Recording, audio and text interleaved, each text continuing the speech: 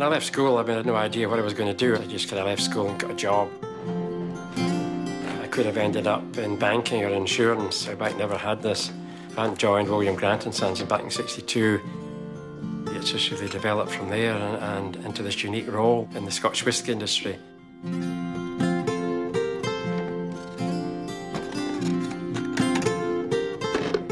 David commands huge respect from the industry, and he's the longest serving malt master in any whisky company that we know of, and therefore is the most experienced malt master that there is.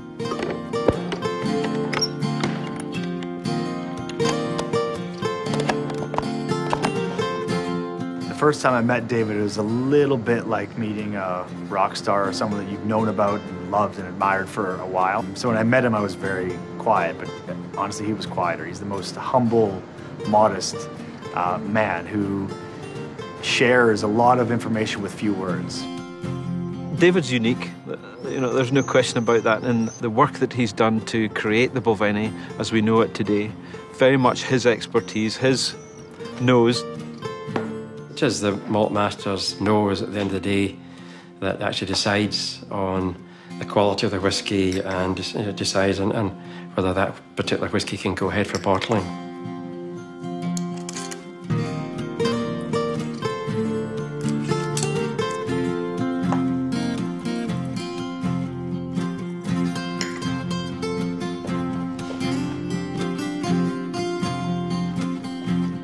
Nice and rich and sweet. So this is a perfect example of what will be bottled as a Balvenie. Really in here I feel this is where I belong, and this is what I like to do. I like to be pouring samples, nosing samples, experimenting in here with different samples. This is where the malt master should spend a lot of time, because this is what it's all about, the whisky that goes into the bottle. He's one of these guys that clearly knows all there is to know about his subject, but he doesn't shout it from the rooftops. He's a very nice, very personable guy. And there's no question that if I have a question about things, he's one of the first guys I would go to. What David is creating takes time, and it takes this effort to create a flavour and a complexity. He's dealing with the science, but in the end, it's to create flavours, it's to create emotion. Through just his nose and the way he interprets that aroma is art. There's no question about it.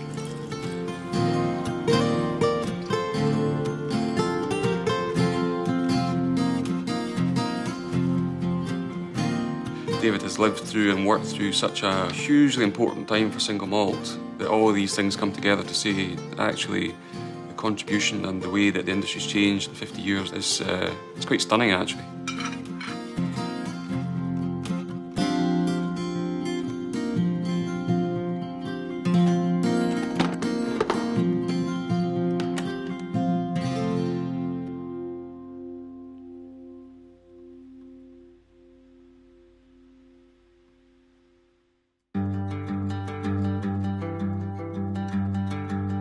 For me, that's where I really feel at home, is at the Balvenie distillery. The pace is certainly a lot slower. The people are different up in the north of Scotland, so you really need to get their confidence and you really need to get to know them. A lot of the guys that I'm dealing with have been there for 30, 40 years. The people that actually do the work can actually physically create the whiskies on my behalf.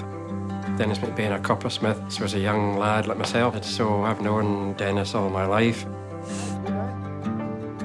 I've got a great relationship with all of them, no matter whether it's guys in the warehouse, guys in the stills, the guys on the malt floor, the guys in our cooperage. I'm very friendly with all of them. Every day is the same to David. So passionate about what he does, and he treats everybody the same every time. He's no different to you or is to me, and is just a well-respected person. He's just a master of the craft. One of my favourite places is actually to be in the warehouse, and actually amongst all the casks, drawing samples, selecting, different casks, and that's where I really feel happiest.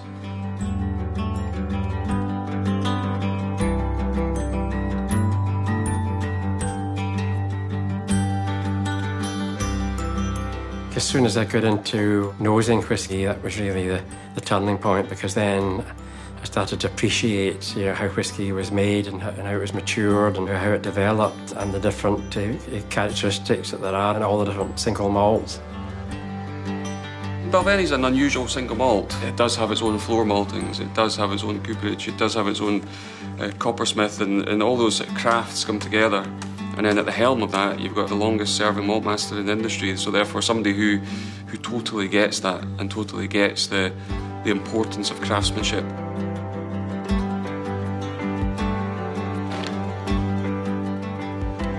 We have many photographs from years gone by, and very little has changed. Even if William Grant came back today, he would instantly recognise this distillery. Whisky does have this history, this heritage, this personality. It represents the people that are making it and the history of the company.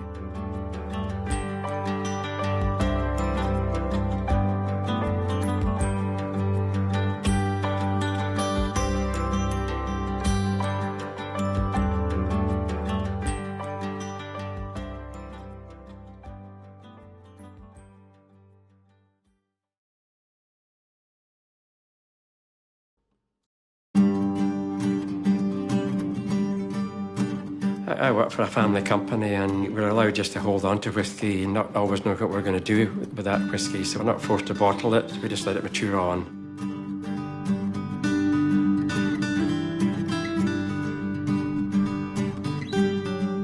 It's this 50-year-old, this 1962 cask. More recently we've started to look at as my 50 years has come up. The thought of a 50-year-old Balvenie is very exciting. It's going to be something that's very well sought after. It's going to be a whisky that's well worth drinking as well. Just the mere mention of this special whisky has me almost salivating at the prospect. I can't wait to get to taste it, and I hope David gives me some. What better way, to celebrate 50 years with the company than to taste some whisky that was actually distilled in the year you started. Every stage requires a lot of effort and a lot of hard labour, so I suppose it's appropriate. The box and the bottle should require an awful lot of effort too. The wood is the basis of why I am a craftsman. I've been working with Balvenie for a couple of years now. This is definitely the most spectacular box I've ever worked on.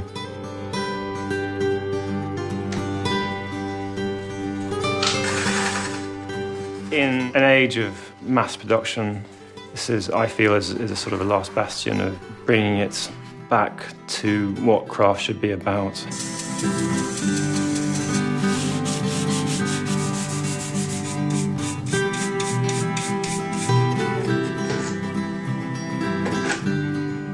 Galloway ash, Borders oak, Lothian walnut, cherry and yew, Fife beech, fittingly, Bampshire elm from the Balvenie distillery site. The 7 beautiful Scottish-grown timbers I've used in the making of this box. The box is a mark of time and of craft. I'm privileged to have handcrafted this box, following in the footsteps of the coopers who first contained this precious whisky. Sam Chinnery, craftsman.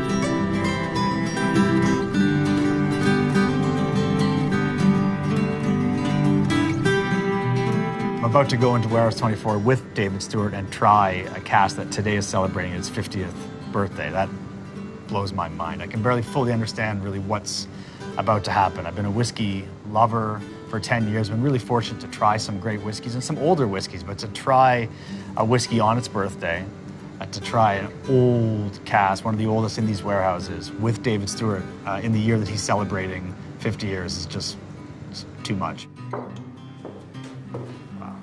And now here we are in the company of greatness.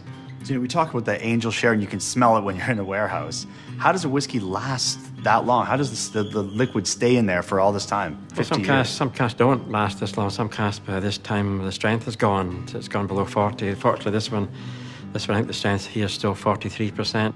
This cask probably held 350, 400 bottles when it was filled back in 1962. Now we're down to less than 100 bottles. Precious liquid, then. It is. So you see, you're just waiting to try it. My hands are out. They're shaking, to be fair, but they're ready to go.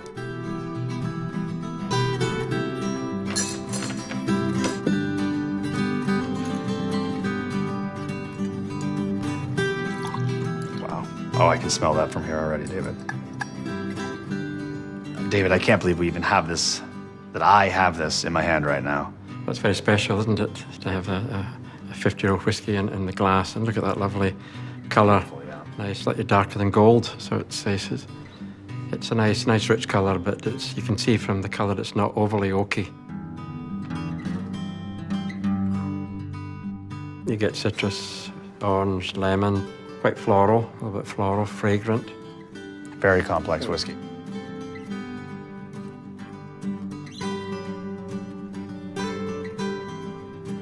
So it's lovely and lingering. The richness, the complexity, it's full of flavour in the mouth. But it's quite vibrant and alive too, even after all that time. Why is this? This is not dominated by the oak. It's still Balvenie, but a very unique Balvenie. So here with you, David, 50 years with the company, with a cask, with a whiskey that's matured for today exactly 50 years. It's an absolute honor and an ultimate commemoration to your craft. It is, and a very exciting day to be here on its actual birthday. So happy birthday to you. Slange. Slange.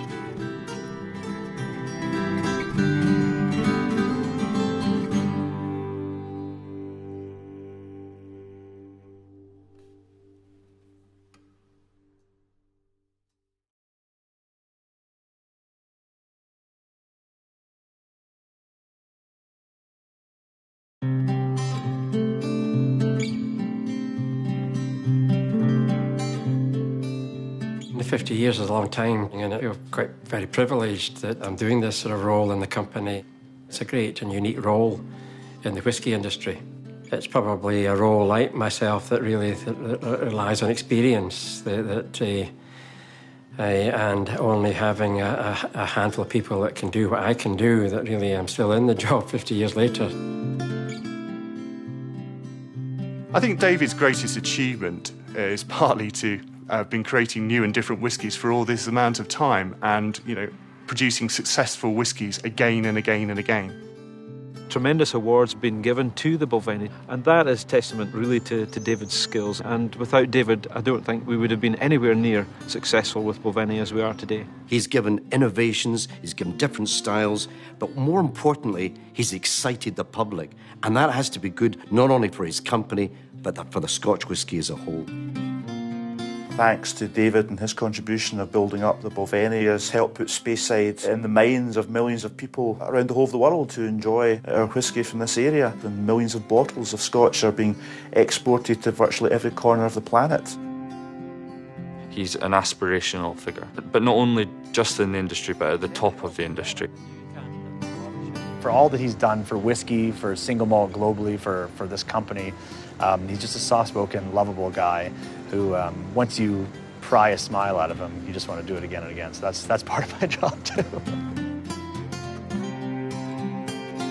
A huge congratulations in achieving such an amazing milestone. My hope is that David continues for many years to come as the Balvenie Malt Master and passing on his skills to others. I mean, realistically, the vast majority of the knowledge I have about William Grant stocks, about our philosophy, if you like, as a company, how to make fantastic whiskies, has come from David. David is one of maybe one or two people in the industry that I would say has forgotten more about whiskey than I'll ever know in a lifetime. Not many people have done 50 years. As far as I'm concerned, and many people around the world, you'll never be forgotten. From time to time, I do settle down for a wee dram at the end of the day. It's my favourite drink.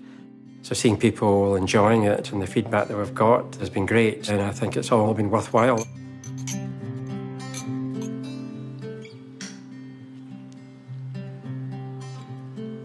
Yes, I'm happy with this. That's turned out very well.